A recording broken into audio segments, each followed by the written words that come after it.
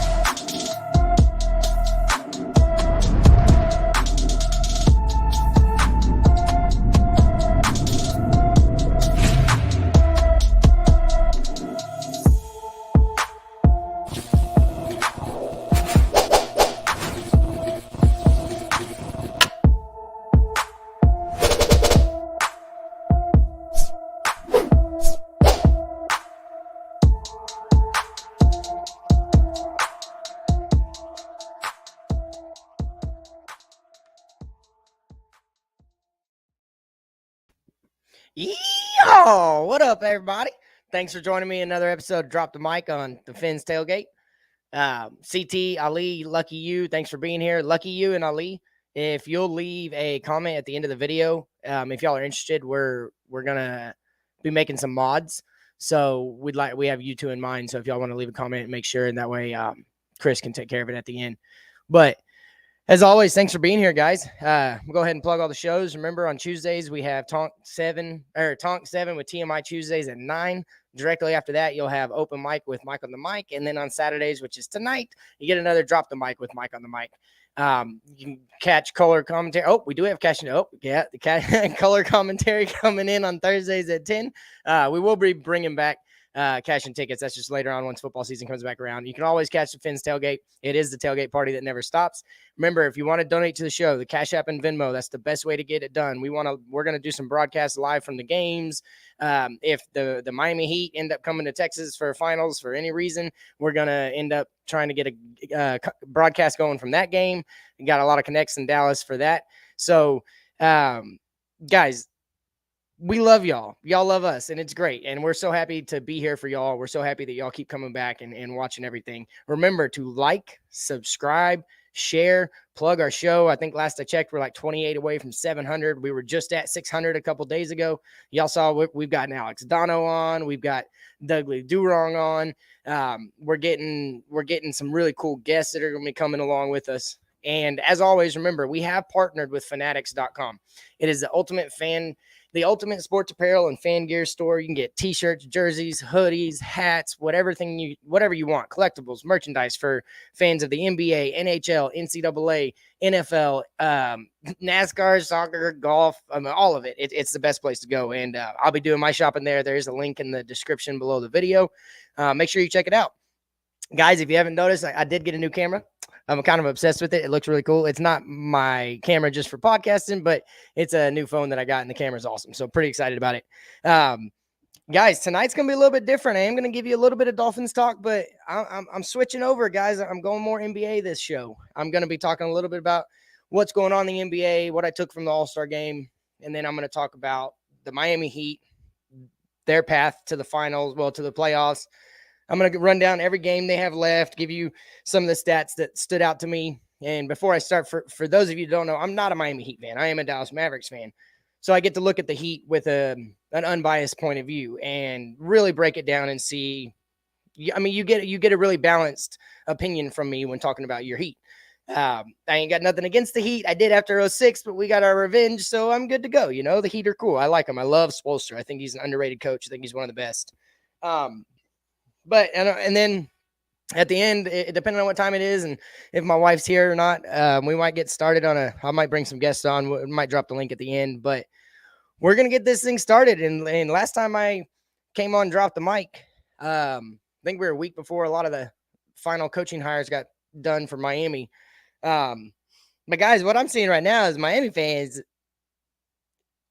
the offseason is rough for us, guys. Rough.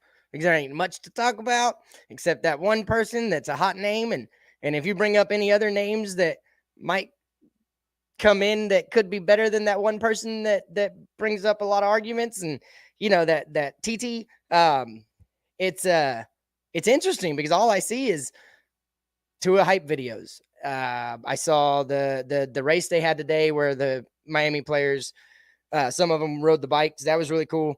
But it's just a lot of hate going back and forth because people are, I think we're all just upset and tired of not being in the playoffs and not being relevant at the end of the season and being, the draft is in April.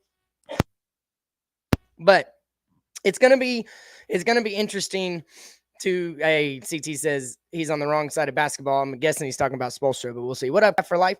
But it's just going to be interesting to see who survives this offseason on Twitter, because things go a certain way, we might lose a lot of fans on Twitter. They go another way, there's going to be a lot of fighting on Twitter, especially if TT has a bad game. God forbid TT have a bad game next year, because if he has a bad game, or if he isn't playing to the standards that we all want, it's going to be interesting because of the missed opportunity that could be there. I want TT to be good. I want TT to be the best. I love TT. I love TT as a person. I don't like TT's parents. And I ain't talking about the TT you do in the bathroom. I'm just, TT. I'm tired of saying his name. It pisses so many people off. It's like they're listening, and as soon as it pops off, they've got this computer software and they hear it and they come running. But I really hope he doesn't have any bad games next year, because I just don't want him to lose a game next year. He's going to have bad games to the people that don't like him, because he's not going to do anything extraordinary. He's not going to do anything that jumps off the page. He's not going to blow your socks off. Maybe he will. Maybe he'll come out and show us that he has a cannon that he's just been hiding. I don't know. But I think he's going to... How much you want to make a bet I can throw a football over the mountains? But, hey, and the first video they show is him working on his arm strength. But, I don't know what's going to happen next year. But right now, I'm really excited about free agency. I'm really excited to see what goes down with the three quarterbacks that may be on the road or on the move. I posted a tweet. It's the most viral tweet that I've had, to my point. It's semi-viral is what my wife said, which is kind of cool. But I heard a report that the Packers were getting a lot of trade offers. And so I posted a picture of Aaron Rodgers in a Miami Dolphins uniform. It went either please do it or no. And the in-betweens was really no. Jamie says, I think we should look at it like this. Do we think Tua can make the two? That's a very good point, Jamie. If he can, then we can win with him. Let's say that. He says, we are competitive, if not same old. Yeah, I agree with you, Jamie. And then, Lucky, you want to know my take on Streveler? I think we brought him in to simulate Josh Allen in practice. I think he might be an emergency quarterback on the roster. I don't think that's our backup. I think he's just there to be in practice to really simulate somebody that can move. And so I think that's why we brought the kid in. Now, don't get me wrong. He knows how to throw a football very well. If y'all didn't see Kohler's video he found of the guy actually doing a video on how to throw a football for a public speaking class. He has some wheels. He can truck people. Alex T says, TT better bring it. TD and DDW brought out some crazy, ugly stats. That's, guys, I said this before. I'm gonna say it again. Whatever you think of Tua, it's going to be decided either in this offseason or during the year next year, whether or not he's the guy. At the end of the year, his stats are going to look great if he doesn't shit a brick and just completely come out and he's nothing close to what people want him to be. The numbers are going to look great. I promise you, he's going to, if he's healthy all year and they make the right moves on the offensive line, I don't even think they have to do anything else. Just make the right moves on the offensive line. I think his numbers are going to be 3,500 to 4,000 yards. I think he's going to throw 27 to 32 touchdowns. He's probably going to have 10 picks. And that looks really good to some people, especially for a guy that hasn't even been in the same stratosphere as those numbers. But at the same time, I don't think he's going to pass anybody's eye test. What up, MC? I don't think he's going to pass anybody's eye test still. The people that don't think he's the man, he's the savior. I think they're going to look at Tua and see the same guy. But if we're winning cures all. So I'm eager to see how that plays out. And for those of you, dude, we've been getting some crazy people coming in the comments after we're done with the video. They don't want to do it live because I don't know if they just don't want to get made fun of or what, or maybe they just ain't got the balls. I don't know. I don't think we're scary, but maybe we are because they come commenting afterwards and talking about how this channel it just loves to bash Tua. We're Watsonites. You know, this might as well be called the Houston Texans channel because we talk about Watson all the time. And y'all get it out of your head. If you're jealous because we got better perspective than you, that's one thing. But to come in here and not even watch the shows, obviously, because everybody here know that, especially in the comments right now, we don't just bash Tua. I'm real with Tua. I think Tua could be really good, but I also don't see consistency. So, you know, and Dudley came on here and he legitimately said what I've been saying to y'all about how there's not enough consistency for me to say, hey, what up, Willie? There's not enough consistency for me to say that Tua is great. But I do see a few throws. I do see a few times when he manipulates the pocket, a couple times when he had some really good rollouts or some throws on the run. But I don't see it consistently enough for me to think he is a top 10 quarterback, much less a top 15 to top 20 quarterback. Really, to be honest with you, Tua right now is 20 to 25 as far as quarterbacks. I would take a lot of people over waiting to see what Tua develops into just because I think our window might be opening with the right coaching staff and the defense not taking a step back, the right adjustments made. I think our window's about to open over the next 2 years. But I don't know if Tua is going to be able to develop in what we need by then. So for those of you that think we bash Tua and love Watson, I don't care. I don't like Watson as a person because I got 3 daughters. And if all this is true, then, you know, that's what it is. But as the player, hell yeah, I want damn Deshaun Watson on this team. If it's Aaron Rodgers, yes, I want Aaron Rodgers on this team. And Russell Wilson, probably take him too. Hell no, Q. I was about to say a word I probably shouldn't have said, but I ain't no way I'm taking Baker Mayfield on this team. He cares more about his damn commercials than he does playing football. Don't get me wrong. He's a tough SOB. Plays through some crazy injuries that you just probably shouldn't play through. But no, I ain't taking Baker over Tua because at least Tua, we don't know what his ceiling is yet. I think we've seen Baker's, and maybe in this offense it might be good. I mean, I'm not going to say he wouldn't be great here, but I definitely don't want him. Hell no, bro. I'm going to get killed for this, but God's honest truth, if I'm really going to get killed for this, but if we shore up the offensive line, get, you know, a workhorse running back, and maybe make a trade for a receiver. Oh, I'm about to get. Oh, I would take Cousins. Damn. Yeah, I still want to take it back, but no, I'd take Cousins over Tua. And honestly, I would take Wilson if Tua's still on the team. The only way I want Wilson is if Tua's on the team and he's able to mentor that young guy, because Russell Wilson does it the right way. And Russell Wilson is a guy that can influence this team in a great direction. The thing, he's more like what I think Tua can be. But yeah, I want fun football, guys, and hate him or love him. Kirk Cousins is fun football. He's going to make it interesting one way or the other. He may lose you a game, but he may win you a game. Sucks in the bright lights, so I don't know how he would do in the playoffs, but put a good defense behind him and make it to where it's not just about him. I mean, in Washington and Minnesota, he puts up numbers. And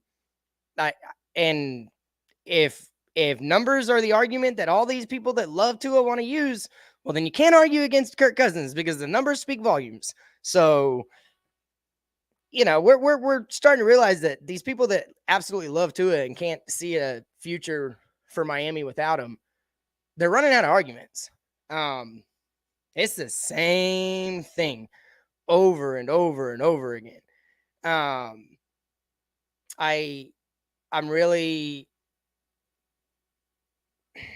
I don't know. I'm just waiting for something else to, maybe there's a video out there that we just haven't seen, or maybe there's a sequence of events that we haven't paid attention to, or we haven't been shown that prove that Tua is the man, but he just hasn't shown it to me. So, yeah, we appreciate you being in here, Willie. Yeah, and then lucky you, I'm right. And well, in Q, don't get me wrong, I don't want Cousins, but do I think he has a better opportunity of making this offense go than Tua? Yes, I do. I only want one guy. I want Aaron Rodgers. I want a Super Bowl in the next 3 years. I know it's not going to happen, but if we're all talking about pipe dreams, I want Aaron Rodgers. I want Aaron Rodgers and Devontae Adams, like I mentioned months ago on this channel. But reality is we're probably going to have Tua. We're probably going to have to roll with him, and I think he's going to show that he can be somewhat productive.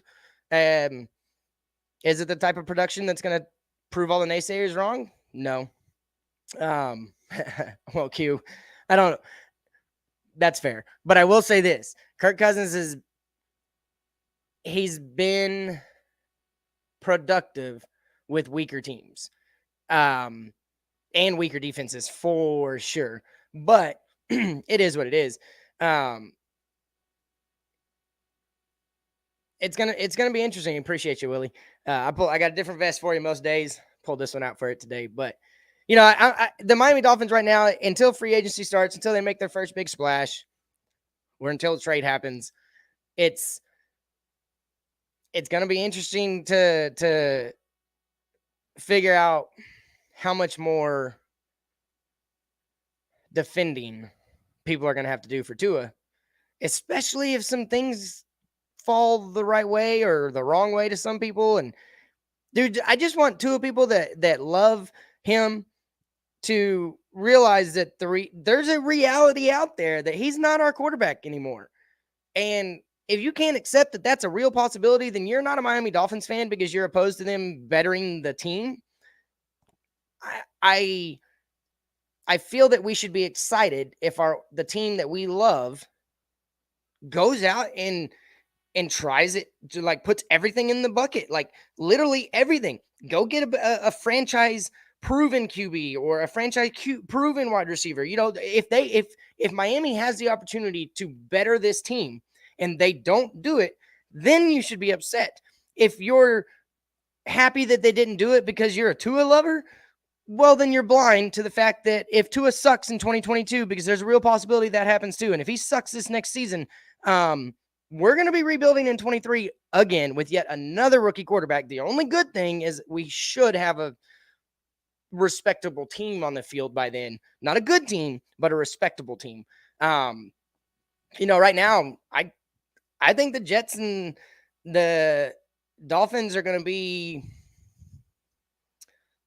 in between that. I'll say for the Jets, I'm going to say 7 to 9 wins. And for the Dolphins, we're going to be that 8 to 11 win range. And dude, on any given Sunday, the Jets could leapfrog us and we could finish in the basement of the AFC East if it doesn't go right. That's scary. And then we will be rebuilding. You know, I think I heard whispers one time that Tua doesn't know the playbook, but now he's going to have to learn another one. And if he doesn't pick it up, if he struggles to get the concepts, if he struggles to get in rhythm, it's going to be interesting. Yeah, and Q, you're 100% right. I've been saying that for years, though, that you know, what were we with Tannehill? What were we with Tua? The common theme was a team that had no clue what we were doing on offense. And the best we looked was with Chan Gailey and Ryan Fitzpatrick. So, yes, there is no identity. And I do believe coaching failed this team. Douglas Anderson says no to Rodgers. He can be a rotten apple, big-time attitude and selfishness. He thinks his shit don't stink. Y'all saw his demeanor in his last playoff game. Dude wasn't in the fight with his teammates. And Douglas, I'm not going to disagree with you. Just like guy on my tweet, he went off on him. And I'm not going to disagree with you, but I will say this. Green Bay hasn't really done right by Rodgers, and I think he needs to change his scenery to appreciate and love the game again. Because, I mean, would you be happy in Green Bay? Time after time after time, passing on weapons, time after time after time, passing on shoring up your defense. He's a really good quarterback, extremely talented. His right arm has more talent than I may ever have may have ever seen in a quarterback. So I think a change of scenery might help the guy, but I'm not disagreeing with you. He does have he's conceded, but he's really good. Q says Steelers news. Mike, Steelers are not pursuing Watson, Rodgers, Wilson. The question is why? Via Ed Bruchette. Question for you, Q, is would you take Jameis Winston? Because I think Jameis Winston would be really good in Pittsburgh. So I'm curious about what you think about that. Marino used to yell at all the players. Dude, Tom Brady's a dick to players. The greats, they can be conceded because they're great. They have proven. Tom Brady, I'd lick his dog shit off the bottom of my shoe because he's got 7 Super Bowls. If he told me to do it, I'd probably do it. I'm not going to argue with somebody that the proof is in the pudding, whether you want to think he won them all or they cheated to get some of them or it was more Bill, whatever you believe. That dude tells me to do something, I'm probably going to do it. He can be as conceited and selfish as he freaking wants. Yeah, Q, you're right. He does. He has some things he has to work on. But I don't think this offense is going to ask him to do much more than he's been working on. And that's why I like it. That's why I really like the coaching staff and the direction we seem to be going is I don't think it's going to be about the quarterback being this superstar stud anymore. I just think he needs to. What up, Von Joe? Saw you on the other show. Appreciate you coming in. I think you're going to see more of a team balance, and it's going to be a lot more running the ball. But so I want to get into some basketball, guys. And since we got a good amount going, y'all remember to like the video, remember to share it, chat, remember to subscribe, all that kind of stuff. Q, who you want in the draft then? Let me know. I'm going to keep going, but I'm going to get back to your comment. So I grew up in Germany. I was a military kid. Went in the military after high school. And while I was in Germany, it was majority Dolphins is what my dad talked to me about.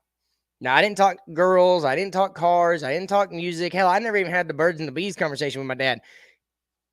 Always been sports. Well, the Dolphins were the recent stuff that he was. Yeah, they did. Alex T. They woke up in the third. They were down by like, I think I saw at one point they were down 12 in the second. They just destroyed him at the end of the game. Spangdahlem Air Force Base, Ryan. So I heard about Dolphins, and they showed the national televised games for NFL in Germany on the base. But I never really knew about baseball or basketball or hockey even. It was just Kenny Pickett. I like Kenny Pickett. Ooh, Pittsburgh getting Kenny Pickett. That would be nice. I actually would really like that. All right, Von Joe, I saw you had to jump off earlier. I appreciate you jumping in, man. Appreciate you very much. Yeah, so, oh, nice. I got to go back to Schwangau in 2002, Ryan. But so I got back to the States. And the first thing I ever watched was Miami Dolphins, Dallas Cowboys, Christmas Day game, I believe. And Leon Lett dropped the ball. And then the Cowboys or the Dolphins picked it up. It was a blocked field goal. He picked it up. He dropped it on the 1 yard line. We pick it back up, kick field goal. We win. I'm in a house full of Cowboy fans. My dad's at the game, and I'm dying. I'm so excited because my team just beat this team. And appreciate you, Willie. And so that was how I became a sports fan after listening to my dad for 8 years. So then I remember like it was yesterday, the first time I watched an NBA game. When I first got to the States, it was football. Then it was WWE. No, WWF. Sorry, it was WWF back then. And then I remember going to my first baseball game at the old Arlington Stadium for the Texas Rangers. And then I remember watching the Mavericks. And I can't remember who they were playing, but I remember watching the Mavericks. We had Finley, Nowitzki, and Nash. And the Mavericks were down by like 8, I think. And there was 20 seconds to go. And Michael Finley hit 3 3-pointers in a row. He got the 3-pointers, fouled them. They missed both free throws. Got the inbound pass, called timeout, got to inbound it at half court. He threw it back in, hit another 3, and then the last one we actually stole it on the inbound, hit it back out to him, and hit another 3, and we ended up winning by 1 point. And I was sold. I remember saving all of my money, my sophomore and my junior year of high school, saved all my money so I could go to a basketball playoff game because the Mavericks were perennially in the playoffs. They were Don Nelson 50-win team. that was at the start of Duncan and Ginobili and Parker down in San Antonio. But so I remember, and just like I got into the game of basketball, I almost said no to basketball and I almost quit watching. Yes, I am a Texan. Lakeview. I know Waco, Katy, Lakeview area. I know exactly where that is. So it's so I remember I go to this playoff game. I paid $256 to sit all the way up at nosebleeds at the old Reunion Arena, and I'm watching the Mavericks beat the Spurs. We're down 3-1. If they won, if Dallas won, it was going back to San Antonio, and it was going to be a game 6. Would have been fun to see which way it goes. So I remember watching, and I remember that the Mavericks were up by 12. And I thought for sure, I think there was a minute and 40 seconds left in the game. I thought for sure we were winning it. We were all going nuts, absolutely going berserk at the old Reunion Arena. Super excited. And then Steve Nash comes down the court, turns the ball over. Spurs take it down to the other side, hit Steve Kerr in the corner, 3-pointer. Inbound the pass, Steve Nash comes down, dribbling through the lane, turnover. They get the ball, the fast break, Steve Kerr, corner, 3-pointer. So now we're only up 6. Next thing I know, Steve Nash dribbles down, and the same thing happened 4 possessions in a row. I saw Steve Kerr hit 4 straight 3-pointers from the same exact spot in the corner of the old Reunion Arena, and watched our playoff hopes and my hard-earned money go out the window, and I was hooked on basketball. But I became a basketball fan by watching a comeback for my team, and then my first experience at a basketball game, I watched my team blow a 12-point lead with a minute and 42 seconds left. And so I was, whatever. But it's a really fast pace. If you can't tell, I talk fast and move fast, think fast. Basketball is really fast, and I like it because there's always something going on. And I got to coach basketball. So I really enjoy the intricacies of watching it and watching the whole team. I'm watching the movement without the ball, watching the screens, watching the picks in the backline picks, the baseline picks. I love watching the guys cutting down the lane. I love seeing guys that see the whole court and being able to make a pass that you never thought that they were going to make, and seeing a guy that you didn't even see, and you're watching it from a camera and you should be able to see all of them, and they hit a guy that you didn't even see. And so I love the game of basketball. Absolutely love it. 2006, Mavericks were doing pretty damn good, and they get to the finals against D-Wade and these Heat, and yeah, we know how the rest of that one goes. But then we got our revenge in 2010, 2011, so I was super happy. But, this is a Miami-based podcast, so first thing I want to do is tell you straight up, I love the Heat. I don't know. Q, one time I'm going to get it checked and see how fast and how many words I actually can say per minute, because I think the way they test it is you have to actually pronunciate every word, and they have to be able to distinguish every word. And so I don't know how fast I can actually go, but I can go pretty fast if I want to. Anyways, so I love the Heat. I love the culture of the Heat, from Pat Riley all the way down to Spoelstra, all the way down to the last guy on the bench. I love it that it's a team that overcame LeBron James.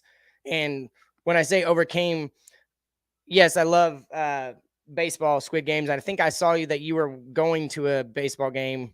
I don't remember who it was, Florida or somebody, but I know you were supposed to be going to see a game. I don't think you like a Florida team though, right? Man, I can't remember. I read a comment briefly. But so anyways, I love the Heat. I love the culture of the Heat. I love that they're defensive first. I love that they're able to continually, perennially be in the conversation for the top 5 teams in the East. And they've had their down moments. And, you had your ultimate high in 2006. You got it again with LeBron and Bosh and Wade. But I've just always loved Miami. And then I really, really, really always liked Dwayne Wade. Loved his style of game. So I have great respect for the Miami Heat. Just so happens I'm here on a Miami sports podcast, so here on the Fins Tailgate, and I can talk about your team with respect, and I actually know a lot about your team, so this is going to be fun. It's a new transition to NBA, then I'll transition to baseball, and then of course we'll get back to the big one and go Douglas, I am not taking over. Yeah, there's definitely somebody behind me, but not in the room. They're just backstage in Florida. I'm here in Texas. But so I'm going to be transitioning into baseball after basketball, and then I'll transition back into football. And then we're going to do some golf, and we're going to do some college sports and the draft, and we'll cover all kinds of things. And eventually this will be where y'all get to like vomit out of my mouth the amount of knowledge I would love to share with people that just, when you're in Texas and you want to talk about sports, usually they're all heartbroken because none of our teams are good. And so we don't really talk about it very much. And then yes, I love NASCAR MC, but I'm going to wait until the all day thing where they do the Indianapolis 500 and then the Coca-Cola 600 in the same day. I live my life a quarter mile at a time. Nothing else matters. So, anyway, so I'm going to talk about the Heat. And right now the Heat are killing it. They're, I think they won tonight. And so that puts them at 40-21. They're first. They were tied with Chicago going into tonight for first in the East. They have been playing really well. And one of my favorite guys in the league that injuries might have derailed his career. And I don't know if he'll ever get back to the peak of where he was in Indiana. But I freaking love Victor Oladipo, and y'all should be getting him back in mid-March. Continue to doing what you're doing right now. The schedule is kind of tough coming out of the All-Star break, and then it gets pretty freaking easy, especially with a 7 or 8 game road trip, a homestand after. So they play San Antonio tonight, Chicago, Milwaukee, Brooklyn, and then they're at home for 8 games, I believe. And so the schedule is going to be interesting. I love Oladipo's game because I think it's perfect for Spoelstra basketball in Miami. And let me tell you why. There are 5 guys on Miami's roster. And one thing I love about Spoelstra is he does like to appreciate you, MC. He does like to, I don't know, Lucky You. I don't know if he's going to come on tonight or not. I might drop the link later, and I don't know. It just depends. Like I said, we're going to play this by ear when my wife gets home. If ain't got too much stuff left, I'm probably going to jump off. But if she's not here and I'm already done with all this stuff, I'm going to let the content go and just bring people on. But I love Oladipo because he's a defensive first guy. He's never been great. He's going to get you 15 to 20 points. He's going to get you 3 to 5 rebounds and 3 to 5 assists. But he's going to play really solid defense on the perimeter. And guys against like the bigger guards that you'll play when they want to take him down to the block, he can hold his own. He's pretty strong. I love watching him. I love watching him play. He went to Indiana and then was drafted by Indiana. I'm pretty sure. I might be wrong on that. Remind me where Victor Oladipo went to college. I think I could be wrong. But anyways, I really do think he fits the culture there. It's defense, score on transition, hit the 3. There's not a whole lot of creating offense outside of Spoelstra's play calling. They don't have that. Miami doesn't have that unbelievable ball handler that can make offense just happen. Jimmy Butler, as much as he is a great, maybe the best 2-way player right now, I think cap for life, yes.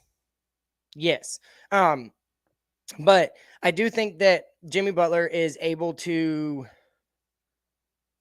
consistently score. He's going to body you up. He's going to get the smaller guys into the paint, and he's a really good mid-range player, and he's good at finishing around the rim. And his 21.8 points right now is really nice to have on a team that only has 2 20-point scorers on it. And then you've got Tyler Hero, 22-year-old kid that, man, he can shoot the lights out of the ball, and whether you like it, he did go to Indiana. Got a little lock and key up here. I just always forget. But, I think I forget, and then I remember, and then I never forgot in the first place, so I don't know how that works. But getting Oladipo back is really going to help because of the style that y'all play. You're gonna score off your turnovers. You're gonna continue to hit the 3s, and you're going to see Miami basketball in the playoffs, which is where you have to play defense. They are extremely, CT. I mean, I'm telling you, like, Jimmy Butler isn't the most, like, nothing jumps off the page other than he's a great 2-way player and he's consistently going to score. But the best thing about what Miami is doing right now is the balance. There's 6 deep of guys that score at least 10 points a game, all the way down to Max Strus, second-year player, 10.5 points a game. Then you got Duncan Robinson at 11.5 game, Kyle Lowry at 13.4 a game, Bam Adebayo, probably the defensive freak that I've ever seen. At his size and the be able to go out and win the skills challenge and the All-Star weekend a couple years ago, Bam Adebayo is unbelievable. And then Tyler Hero's at 20.1 and Jimmy Butler's at 21.8.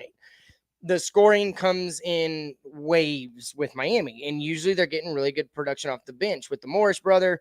That they are going to continually score, and it's going to be their offensive efficiency rating right now is 112.8. It's 8th in the league.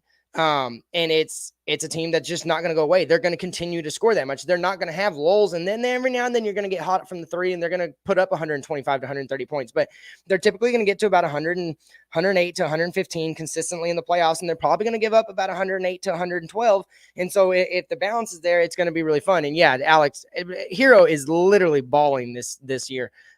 He always had this. He was a streaky guy. He was a shooter. He's always been a shooter. But now he's evolving into a scorer, and it's fun. So Butler's a better version of two under. Damn, Doug. But I mentioned that y'all are really good at defense. And so and Alex C. Hero is balling this year, pretty consistent and trying to play some type of D. That's the part that's the culture. That's the Miami Heat Eric Spoelstra culture, is that they're going to play defense. They are going to play defense first and then score off of their defense. And then if they do get open shots and they do get in the half court, Spoelstra has a way with designing plays, not on the same level as Rick Carlisle, but he's really good at coming up with plays. His assistants are great. But Jimmy is averaging almost 2 steals a game at 1.8. Bam Adebayo is averaging 1.5, and Kyle Lowry is averaging 1.2. If you're getting close to 4 to 4.5 steals a game from your 3 of your starting 5, you're going to get a lot of turnovers, a lot of fast break, and a lot of open shots. And so Pat Riley has put the team together in Miami right now that I think is on the direct path to the finals. Anything can happen. Injuries come in, and we'll see what happens. But my opinion is they are my favorite in the East, because who would arguably be their third, if he's healthy, I would say he's their third best player in Victor Oladipo. Depends on what he can get back to. He's been coming off a lot of injuries lately. Last 3 or 4 years, 2 or 3 years, I think he's been injured a lot. And so if he's peak Victor Oladipo, then he's your third best player. And then Kyle Lowry moves to your fourth best player. And Victor Oladipo, is going to guard the best player on the other team. Unless it's a 3 or a 4, then Jimmy Butler is going to get him. And then in Bam Adebayo, dude can guard anybody. Quick feet. Yeah, 133, 129. Good job, Heat. I hate the Spurs, so anytime y'all beat them, I'm happy. But it's going to be interesting to watch the rest of the season play out, because right now, free throw percentage 4th at 81%, 3-point percentage 3rd at 37%, assists you're 6th at 25, a little under 26 a game. Field goal percentage is where not so great. The Miami Heat are 28th at 46% a game.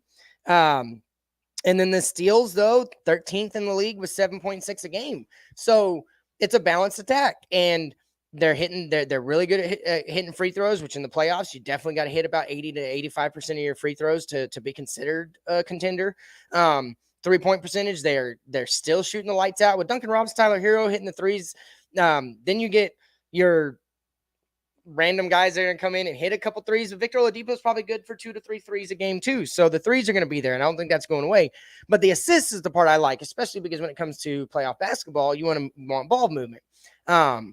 Mike, Willie asked if I'll talk about the USFL. I will do a segment each week on the USFL for the duration that it's going. I'll say that. I'll promise you, Willie. I'll do a segment each week. I'll do my research.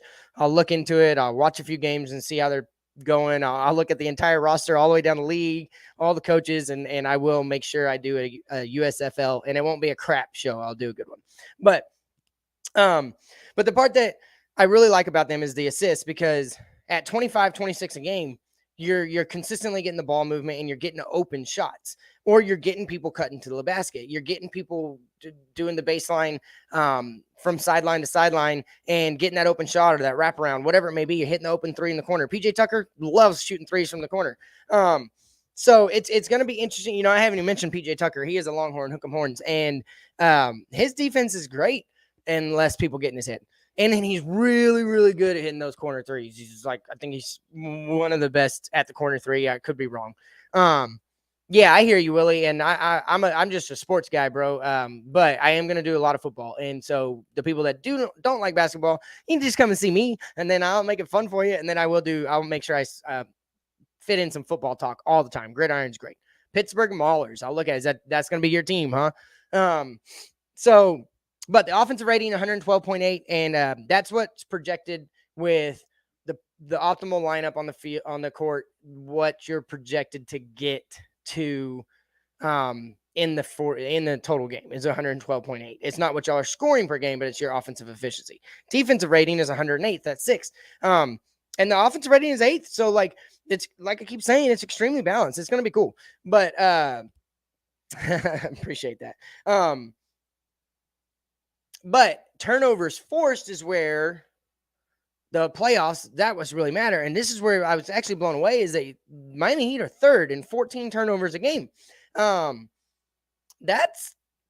a lot of turnovers, especially when you got some of the best teams are turning it over 7 to 8 times a game. You can get them up to that 14. That's arguably going to get you 15 to 16 points off of turnovers consistently. So that's awesome to force 14 a game. I was actually I was actually kind of shocked when I saw that today. But your defensive stats, this is why I think Miami is going to the finals.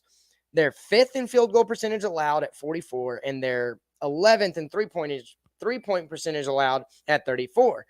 And Victor Oladipo coming back, barring any other injuries, those numbers are just going to get better.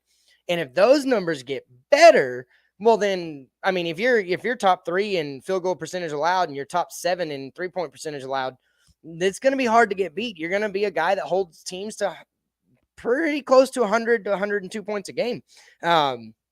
So I'm really excited and then I started looking at it. You got 9 guys that average 20 minutes or more on the team. You've got Kyle Lowry, PJ Tucker, and Jimmy Butler, the only 3 guys over the age of 30. So nobody should be tired. They should all have their young energy still.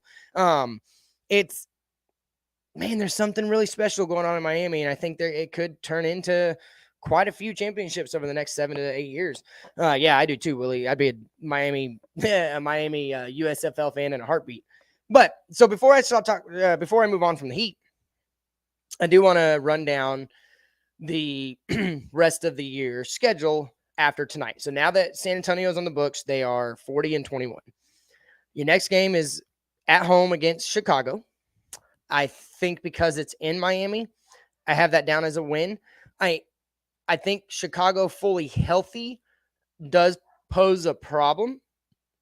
I love Satoransky. I love Levine, whatever you want to call him.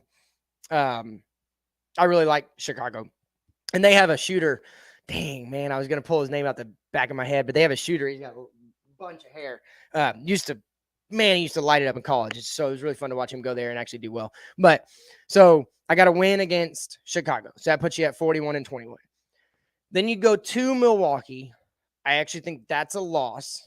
I think Milwaukee is quietly going to work their way back up into a top 2 seed in the East, and they're going to be trouble in the playoffs. Then you go at Brooklyn. So I have that down as a loss, but only because it's in Brooklyn. And, I'm going to make that one a win. I'm not a big fan of Brooklyn yet. I need to see what Ben Simmons and Kevin Durant look like together first. And if Kyrie Irving's going to play, more than one game a week.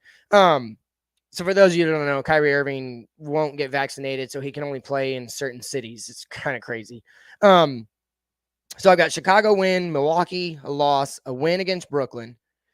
So that puts you at now, and that's when your home streak starts.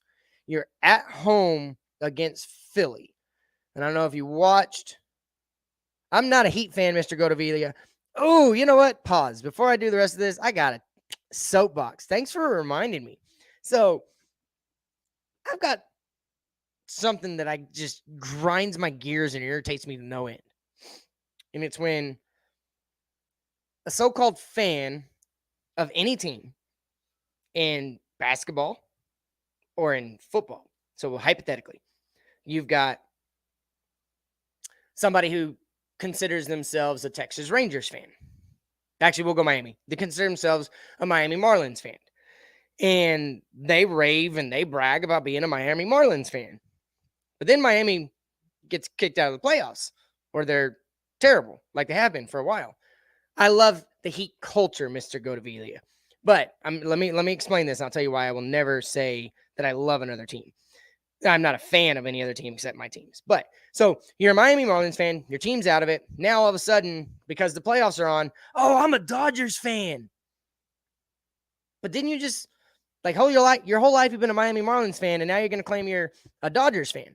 So I have a big bone to pick with that, and I have a really big issue with that, because if you're a fan of one team in a sport, you cannot, and never could, but you should not ever claim another team, because you're asinine, first of all, because if you're a true fan of a team, you should never be conflicted when they play of who's gonna win. So if you say, oh yeah, I'm a fan of the Rangers and the Dodgers, and they're playing in the World Series, so I win either way. Bullshit, you ain't a true fan of either one of them. So no, I am not a fan of the Heat. I love the culture with Pat Riley, Eric Spoelstra, and the way they play basketball. I am a Dallas Mavericks fan, but I love sports. So I love the way a lot of teams and organizations operate, but I am a fan of one team. I will never say I am a fan of two different teams in the same sport. I am, weirdly, a fan of, I'm a Texas born and raised outside of Germany. I'm Texas born and raised, but I love my Dolphins. So I do have that weird one, but I'm not a Cowboys fan. Oh, freaking cowgirls can go kiss it, pull up their skirt every Sunday for the next 30 years. I don't care. I hate the Cowboys. Cowgirls. I don't even give them credit. They ain't Cowboys until they earn it. But so anyways, but yes, you can love a team and like another team, but you never ever better call yourself a fan of that other team. You can only be a fan, a self-proclaimed fan of one team in one sport. And if you pick multiple teams in the same sport and they play each other, you should not ever be conflicted on who you're rooting for. So trust me, do not pick two teams in the same sport. It's a terrible idea, guys. Terrible. So I got you down your first home game. So I got Chicago win, Milwaukee loss, Brooklyn win. Then you're at home and you do your long homestand, Philadelphia. That looks like that might work. Not playoff time, but regular season, that looks like that's going to work. So I actually have that down as a loss. So your first game of the homestand, I have it down that you're losing to Philadelphia. Then is when the schedule gets really easy. Houston, win. Phoenix without Chris Paul, win. Cleveland, win. Cleveland's on the up and up, but I still don't think I have enough to beat Miami, especially in Miami. Minnesota comes to town, win. Detroit comes to town, win. Oklahoma City comes to town, win. So y'all's homestand, I only have Miami losing one game of that homestand. And the reason I think it's to Philly is because I think Philly is going to be really hard to stop in the regular season. But I don't believe in Harden. I think Harden chokes in the playoffs, and he's consistently done it enough to be able to call him a choker in the playoffs. And he does, he reminds me of somebody that might wear a choker anyway. So, dude, he's got a nice beard, kind of, I guess. I can't even give him like fake props. I hate the guy. I think he's a trash basketball player because don't get me wrong, uber talented, great at getting fouls called and getting to the free throw line 25 times a game, and then being able to lay it up, and phenomenal at the step back three. But kick your feet out and hurt too many guys or get too many BS fouls called in your favor, you're done. I don't like James Harden, but it's gonna work in Philly because Joel Embiid he's a different breed. He's an old school basketball player playing today that has become a new age basketball player. So he's great. His skill set's awesome. So yeah, that homestand is great. So then you go to Philly, and I actually have y'all losing that one too.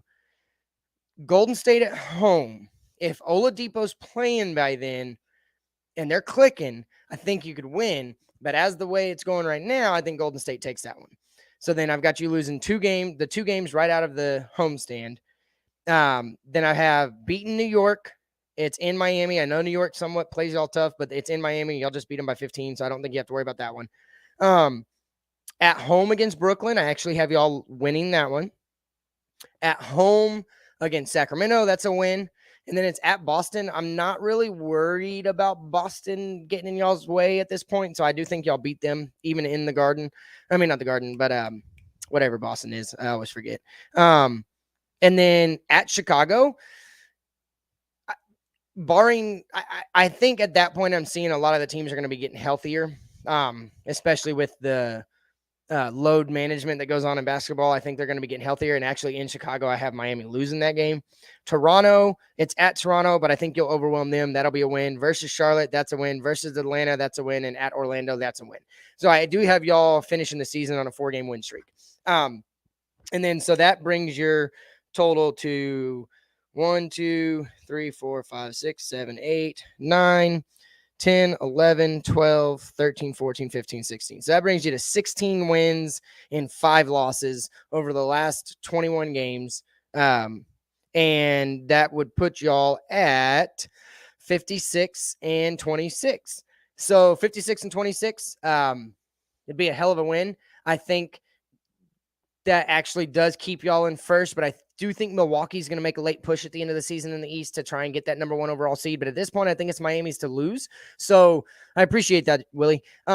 So man, the Heat right now, they're looking tough. And on a different note, and this isn't Homer coming out, this is me seeing the way the season is going and being able to recall past years. And everybody in this comment is going to tell me I'm crazy, but mark my word, you heard it here first if this happens. I actually think we're going to see Dallas versus Miami part 3 in the finals this year. I will make my predictions then on who I think is going to win, because at this very moment, I think Miami has the better team.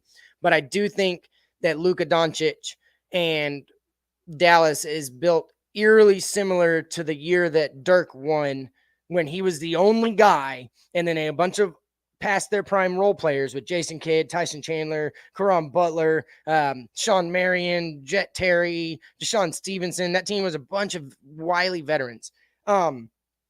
So I'm thinking, I have a sneaky feeling the West isn't ready for Dallas, and this will be Luka's first legitimate opportunity with a team playing very, very, very good on defense. And for those of you that think I'm crazy, go look at the defensive metrics. No, Porzingis is not in Dallas anymore. He's in Washington. We traded him for a bag of nuts, but whatever, it's going to win. But I say a bag of nuts. I should be at least somewhat nice to Dinwiddie and Bertans, or who we got in the trade back. I'm not really huge about it. We saved like $2.6 million in the trade.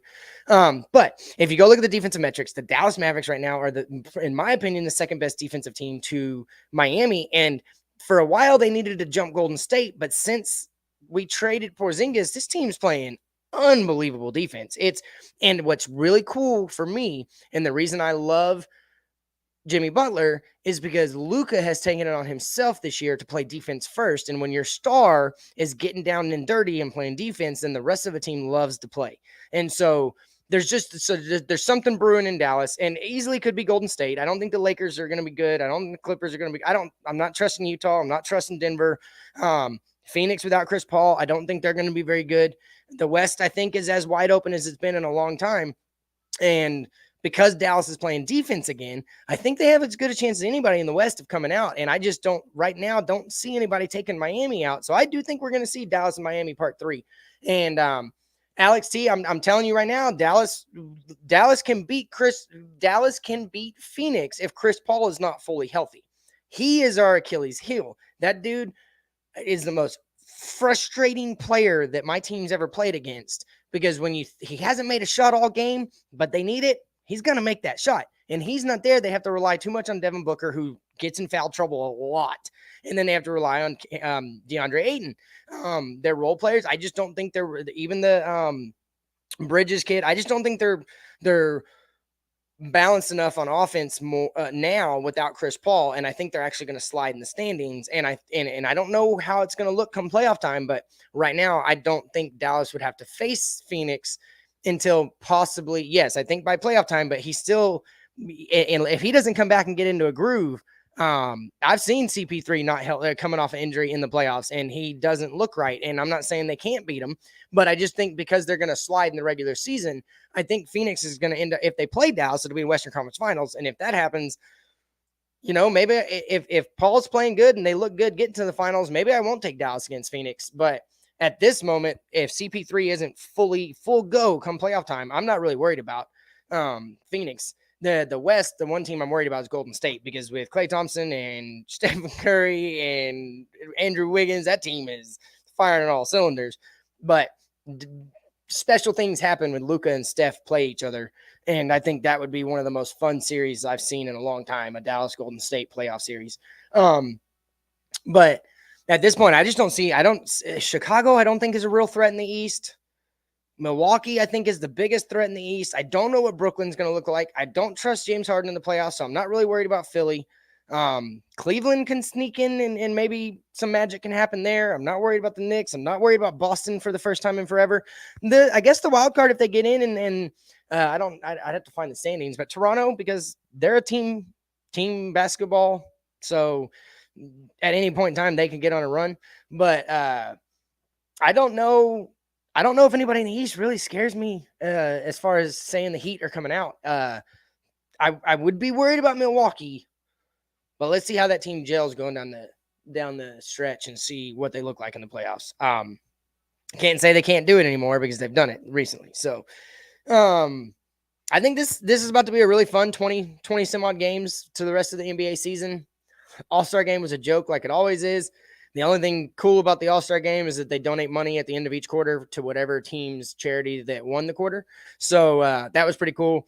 Dunk contest, there were better dunks in the actual game than there were at the dunk contest. It's the first dunk contest I haven't watched on repeat in probably 12 or 15 years. Pitiful. Wasn't really interested in the three-point contest this year.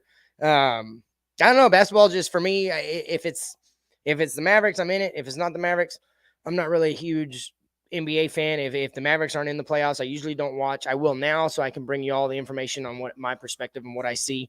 But guys, I real quick, I'm gonna open it up to the comments for about 5-6 more minutes. Y'all got any questions for me? I'll answer them. We can do rapid fire. The quicker you put it in, the quicker I'm going to talk, the quicker I'm going to get the questions answered. What up, Alex? I'm not going to drop a link tonight. I am going to jump off here at the hour mark. My wife just got home, so I go to for those of you who don't know, I'm a huge family man, and it's not that I don't love y'all, but I love quality time with my family. And so anytime my wife gets home and I'm awake and I'm not stuck on a scheduled show and I'm not doing a panel, I try to spend quality time with my wife. And I am a stay-at-home dad, so I get most of the time. I would love to jump on during the day, but I spend that time with my kids. So it's not that I'm cheating on you guys. I'm not going to another show or nothing like that. And I ain't going to go talk to a bunch of other people, just going to talk to my wife. So I'm happy about that. I enjoy my time with her, and hopefully she enjoys it with me. We've been together coming up on 8 years now. So crazy story how we met. Saw her, never talked to her before, told her to stop being everybody else's girlfriend, come be mine. She said, sure. 4 days later, my dad asked her to move in, and now we're 8 years deep into a relationship, and it's fun. So, awesome, Alex. Alex, you get down here to Rockwall. We're going to hang out all the time. Thanks, CT. Lucky you. Should we draft a running back, Mike? If so, what round you think we should? If you can get Kenneth Walker in the second, I say draft him. If not, I want you to wait, because I think there's some beasts coming out in that 23 draft. I'm partial to Bijan Robinson, but I think there's some beasts coming out in that 23 draft. So with that being said, El Capitan, you want to come on and say hi real quick? Or if not, guys, I appreciate y'all staying in. I'm going to do a rundown on the shows really quick. Tonk, remember to join us on Tuesdays for Tonk 7's TMI Tuesdays at 9. That's going to be with color commentary. That's a great deal right there. Answer that question in just a second, Ali. Then right after Tonk 7 or TMI, you get me with open mic. And then on Saturdays, you get me with drop the mic. And then you get color commentary on Thursdays at 10 o'clock. Color commentary. He's always going to give you some breakdown, and his voice is just going to legitimately mesmerize you. But as always, catch El Capitan on the Fins Tailgate. It is the tailgate party that never stops. Please donate to the show. The Venmo and the Cash App's in the corner. Check out everything. Like it, subscribe it. Real quick before I get off, I just want to tell everybody I love all of y'all. We're getting so close to 700 subscribers. We're on our way to 1,000. We're doing this for y'all. We're doing big things, and we're going to have a lot of fun. Ali, Mike, did you see McDaniel on the Rich Eisen show and the challenge they made for his combine interview? No, I'm going to have to, Ali, go find me on Twitter. It's MIC_ on the _MIC. So it's Mike on the mic, but it's super easy to find me. Find me, message me your number. I want to hear that. And I'll do this. I'll do a segment on that on my show tomorrow night on TD's channel. Guys, please definitely check out Mike on the mic on TD's show on Mondays, color commentary on TD's Fins Talk on Fridays. Make sure you're checking out that before my show comes on Saturdays, making sure you're checking out Miami Sports Fanatics with their happy hour show, the wheel, happy hour wheel. It's awesome. Batman and Geo, awesome dudes. Love them. But guys, thank y'all so much for joining us again for another episode of Drop the Mic on the Fins Tailgate. I love everybody and peace out, y'all.